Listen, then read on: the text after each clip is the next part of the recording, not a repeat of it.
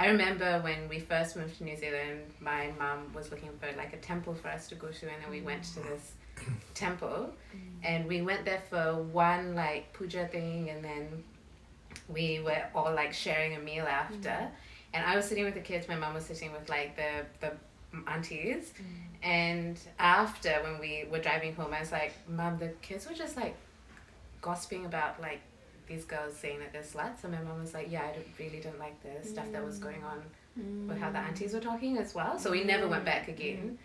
But a lot of shame for their sexuality is like normalized and enforced, like the culture in religious spaces.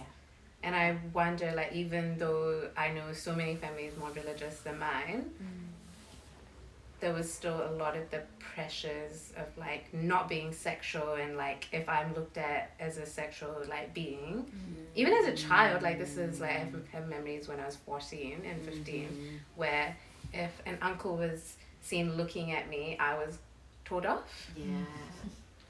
I remember times like that where, but I just didn't. I have questions about that as well, like why that is, and like I think, you know, what you just said was the reason.